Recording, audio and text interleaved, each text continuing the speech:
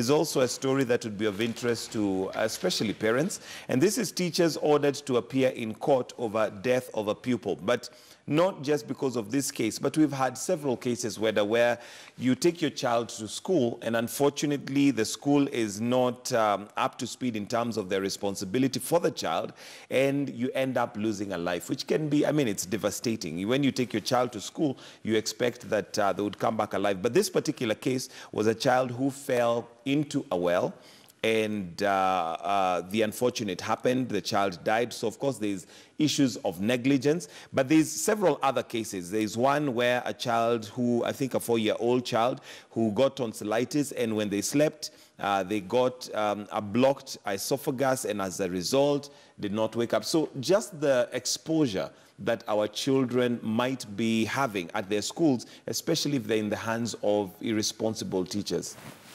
Thank you so much. I think it's unfortunate when people die, but schools that are meant for young children, like the case you have just mentioned here, if you have things like potholes, you have wells and all sorts of things, dangerous objects, that would be negligence. But if you look at it overall, I see schools get blamed when somebody dies. The schools get overwhelmingly blamed. Sometimes you can find it very interesting. And it is not the school. It is sometimes the individual. Let me give you an example. Today, as I talk, I have a girl, my own daughter, at Nyakach Girls High School, 21 years old, who sneaked out of school. We have not, I don't know whether by yesterday she had been traced. She left, the mother is looking for... This was over the weekend? About 5 days ago. Okay. We have gone to the police, we have gone everywhere. She's 21 years old. Okay, she had come to school, she's taken long. So, technically, if that was to leak out, it is like, we are not careful. Yet, you will find that she's an adult, she carefully just walked out. Crafted her way out. Out. So, when it gets into the public domain, the rulers, you are careless, you are doing what, you are doing all sorts of... Or when somebody dies, a report is just written, a child dies in the dormitory, a child does what here, a child injures herself in the field. The teachers are not careful. Some of these schools we have over 2,000 students. So when it comes to the older, like secondary schools, it may not be the schools to blame, but in some cases there's carelessness. But when it comes to lower primary, nursery schools, class 1, class 2, class 3, class 4, that one extra care should always be taken so that when you hear there's a well somewhere where a child falls, that's negligence. That's negligence. 100%. Even if your child comes to my compound and falls into a well, I am liable. If a child comes into a home and falls into some dangerous things, I am liable. You're liable. It is called occupier's liability. It is, you must make everywhere safe.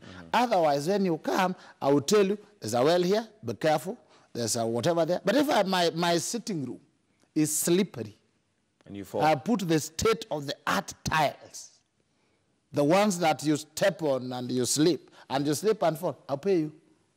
Definitely. And maybe for the benefit of those who may be watching, in case your child was injured or dies or the unfortunate happens in school, what is the procedure? What does a parent need to do, legally speaking?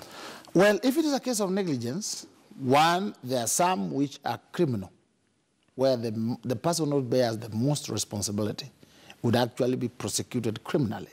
Then there are also civil, where you actually sue negligence and you get compensation. But the best way is that parties should always assess. As a parent, I don't want money, I want my child. So when I bring the child to school, there should be constant assessment of the basic security needs for the children, both parents and teachers. Regularly, something regular, something every month, you get some reports from the children and so on and so on. Because we always go after.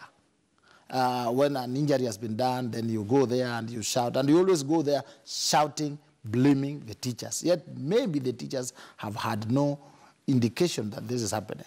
So this is what we'll call also responsible parenthood. When your child brings to you a report, I was injured. Like I saw my small son was injured in school, injured seriously. They were playing football. parent, I could go there yapping, Yet the solution I saw is I would tell the teachers, please mind the shoes they wear when they play football. Let it be, I think, let us all do rubber shoes so that you don't sustain. Because the child told me this one was, the other fellow was wearing the boots. You see, but I also want my child to play. I want him to be in the field and to do all these things. But if I went there shouting, blah, blah, my lawyer, section 10 of the Constitution says this, then the teacher gets scared, and then there's fear all over. So we have to review the security things on a daily basis, support the teachers, so that even if there's a complaint, you're able to say, we told you about this, we discussed this, you did not take any action. But otherwise, just also fighting them, it makes them scared. Absolutely. So they keep the children as sheep, and they don't grow. All right.